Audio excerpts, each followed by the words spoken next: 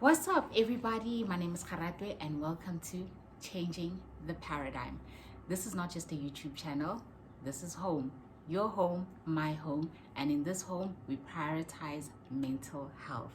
And as the saying goes, your health is your wealth. So today I'd like to talk about codependency, particularly on substances. Sorry, guys.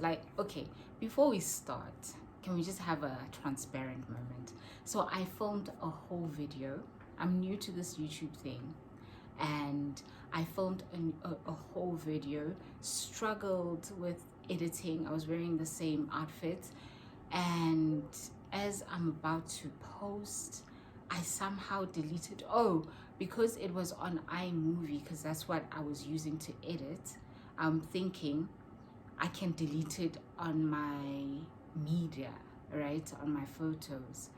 And I did that, but this devil that was around said to me, permanently delete, go to delete it and permanently delete. Yeah. I permanently deleted. I was sober, everything was working, and I went and permanently deleted a whole video that I had edited, that I was very happy with. I can't even remember what I was saying, but it's gone, and I'm so sad. I'm so sad. So that's just a transparent moment there. So I was like, maybe I need to pivot towards another topic. Maybe that topic wasn't gonna work, I don't know, but so much time. What? But anyway, so today I'd like to talk about codependency on substances. So my story with alcohol, I've never actually been a person that's addicted. Like, I've never been addicted to hard drugs, because I've always understood my personality type. If I like something, that's all I want. Like, I've got an extremely addictive personality, so I'm very careful on what I expose myself to. So I knew a person like me, if I take drugs, that's chai, I'm done, so I never played there. But in 2021, I went through a divorce, and 3 weeks later, I lost my mom. My mom passed away, and my coping mechanism was alcohol. I needed something to help me sleep. I needed something to just help me get through the days. I was just not coping at all. And it was good for a while, because you think you're having a good time. And I was having a good time, actually, let me not lie. I had me a time. But I was hurt, It's like you have a time for those couple of minutes, but when you go back to reality, you realize that I'm actually in pain.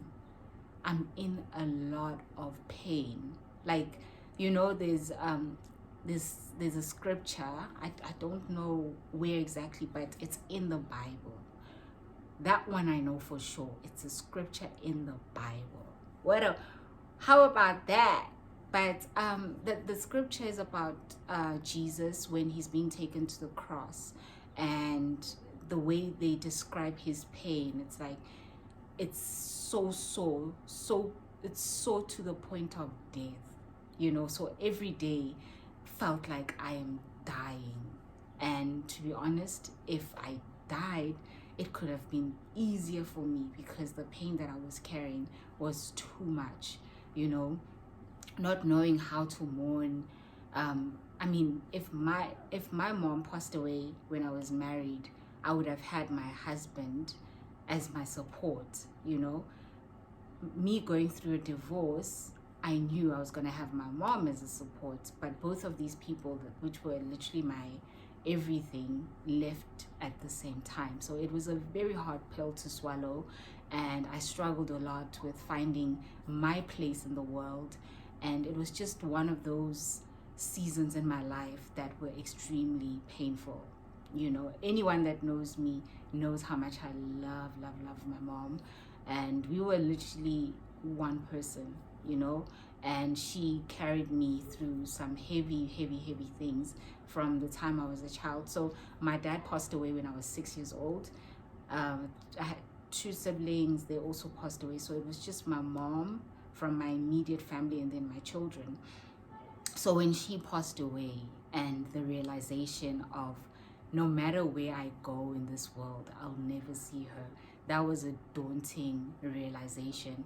And the only way I could survive really was drinking. And I remember there was a time every day I had to have something just to sleep, just to think, just to sing, just to dance, just to live, and it was a very dark time in my life. It was a very dark time, and I don't know what I could have done if there was no alcohol.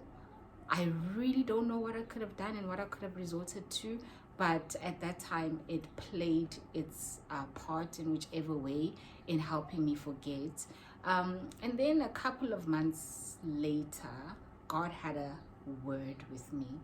And one of the things that I was told is that I need to accept my situation for what it is and not for what I wish it to be. And I need to feel the hurt. I can't hide behind alcohol. I can't hide behind anyone. This is my pain. This is my reality. I need to solve it. And obviously I didn't listen to God, because I'm like, give me one margarita, but that kept playing in my head. But God is someone else. Is this on? Okay. This mic, something's not, it's like these videos, I'm struggling, guys. Like every time you get a video, just know I struggle to get it out. I don't know what it is. Either I'm too old or the devil is just a liar. So anyway, God works in his ways, and because the seed was already planted, I just started having a weird taste for alcohol. It wasn't a refuge anymore. It wasn't a coping mechanism. Instead, if I drink, I would struggle sleeping, and then the next day I would be so depressed, and feel anxious and guilty. And I was like, this thing is adding to the pain that I'm already feeling. I sleep. That's my thing. Like literally right now, if you say I'm asleep, I'm sleeping. I'm sleeping right here. But when I drank alcohol, I couldn't sleep. And then I'd wake, when I do sleep, because I passed out, I would wake up at like 2 o'clock and I'm wide awake. And how do I sleep again? I must drink. And I was like, no, this can't be life, So the reality of what alcohol was doing, it was no longer serving its purpose. It was actually causing me more problems, and it being a depressant made things worse, because I'm like, I'm already going through a dark place. I'm not going to add by taking things that are just making. I'm not going to add to my problem by taking substances that make me worse instead of making me feel better. But we use alcohol, we use external things. We are codependent on external things because, to be honest, it feels better to cope than to face what you're going through. It feels better to be in a daze than confront the issues that are before you. But I think it's also important to give yourself a chance to see how strong you are. It's possible. It's possible. Just to see how your skills, your mechanisms that you have in solving your own problems, because when you come out better, you come out free. Like I'm free right now. I don't need to have a drink. I'm not dependent on it. I can literally go months without it. When I stop, I stop.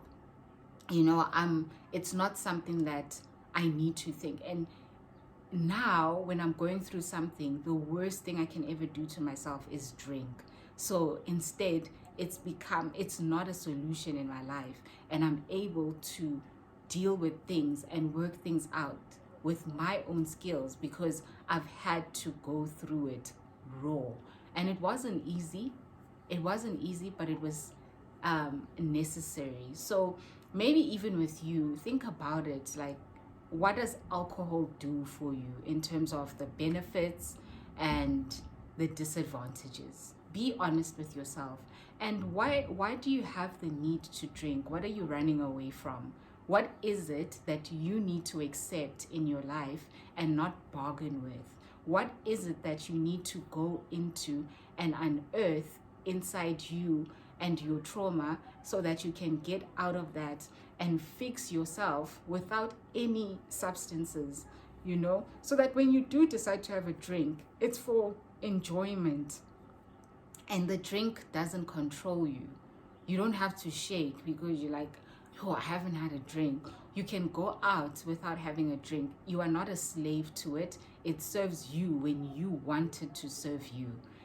So sometimes it's always important. I'm a big advocate of interrogation, interrogating your actions, interrogating that. Why are you drinking? Why are you a heavy drinker? When did it start? Are you also a person with an addictive personality? What kind of help can you get? Who can you reach out to? And how bad is it? And once you have those answers, then you'll be able to get the help that you need, because it's not fair to live your life in a daze. You miss so many beautiful moments. You miss so many chances and opportunities. You miss so many people that are there for you, but you don't see them because you are always in a daze. So just give yourself a chance to say, let me experience my life, whether good or bad. Let me give myself a chance. Let me see how far I can go without depending on any substance. And I know it's not that simple. You would need to get the necessary help. You would need the support. You would need to get to the root of the problem. But those are the things that would need effort from your side. We've all been there. It was very hard because we've all gone through different things that need coping mechanisms, but it's not impossible. So we also deal with coping mechanisms and codependency on substances. So if you haven't reached out, I don't know why, because I'm always talking about my membership. If you haven't reached out, please do. If you feel like you don't have the necessary tools or you're not equipped to deal with this kind of issue, please, let's talk about it. Let's get to the root of where the problem is, and let's get you help. Let's get you sober.